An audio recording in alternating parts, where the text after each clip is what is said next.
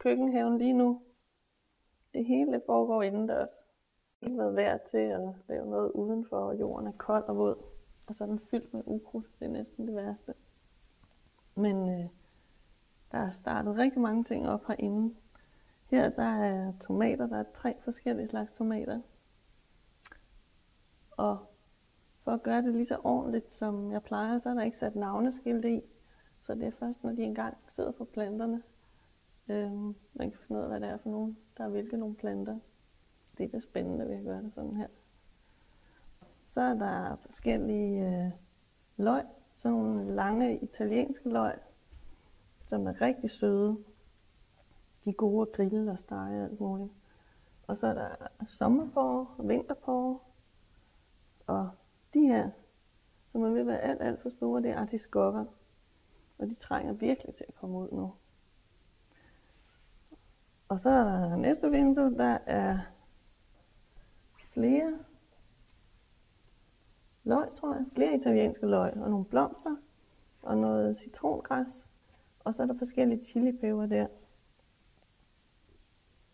Og der er heller ikke sat navne på, fordi så er det ikke så spændende.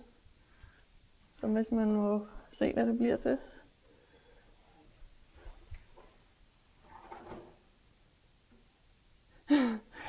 Ja, her er der majs. Hvis de virkelig skal nå at give noget majsene, så er det bedst at starte dem indenfor i god tid, så de kan nå at blive kraftige, inden de bliver plantet ud i haven. Og for at de ikke skal være så filtrede dele, så er de kun sat med 9 i hver boks her. Og her det sidste vindue, der er forskellige slags agurker. Der er sådan nogle korte skoleagurker. Og så er der almindelige lange salatagurker. Og de her, det er agurker til at sylte, hvis man er vild med den slags. Og så er der auberginer, de er ikke ret store. Og det her, det er rødkål, der er på vej. Og så er der lige en enkelt græskar, jeg prøvede at så tidligt, fordi jeg fik frøet for ærerne fra en i Canada, tror jeg. Og så må jeg læse på det igen. Men jeg tror også, at græskarret kommer til at give meget mere, hvis det startede herinde tidligt nu. Men alt det, der står heroppe, det er faktisk ved at være for stort til at være her. Og det kan ikke komme ud i køkkenhaven endnu. Køkkenhaven den er simpelthen for kold og for våd endnu. Men rigtig meget af det trænger simpelthen til at komme ud i drivhuset. Så det er det, der skal ske nu. Drivhuset skal simpelthen gøres klar, for at alle de små planter her, de kan blive flyttet. Og drivhuset er overhovedet ikke klar. Det er langt fra klar. Og vi kan gå ud og se, hvor slemt det er. Det her, det er drivhuskatastrofen. Det er, sneen har ligget tungt på plastikken her i vinter. Og det ville den godt kunne holde til normalt, men det er nok blevet for gammelt og for mørkt, det her.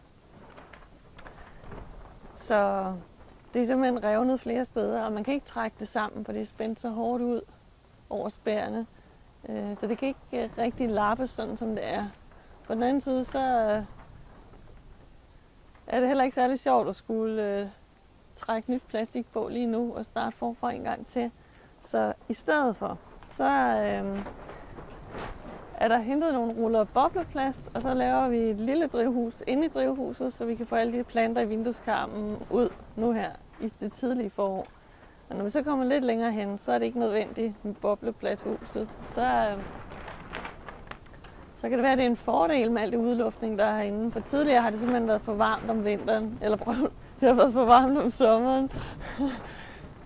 Det har faktisk været så varmt derinde og så dårligt ventileret, at man kunne jo ikke dyrke tomater her. Så det kan være, at det er åbnet nye muligheder, det her, for tomatdyrkning i drivhuset. I hvert fald så får det lov at være sådan den her vækstsæson.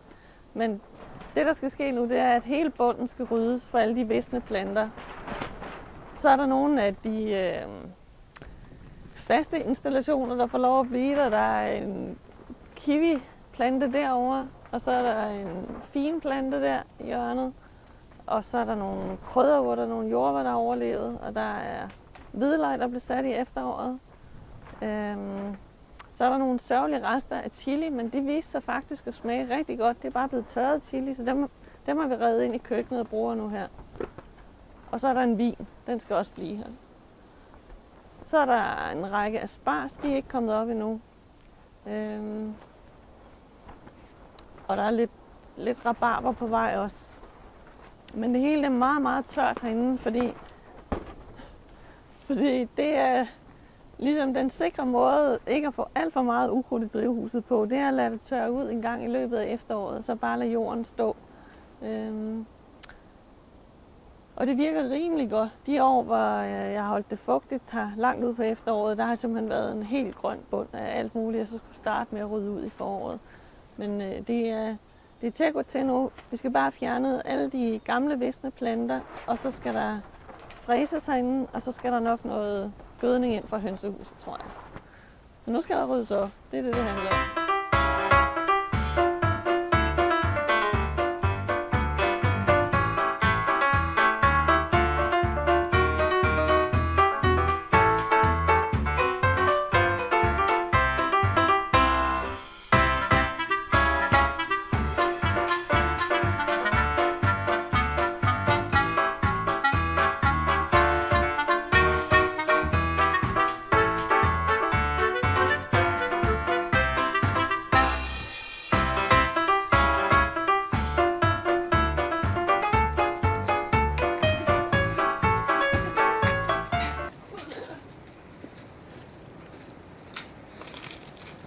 Vi vil ikke have hunden i drivhuset.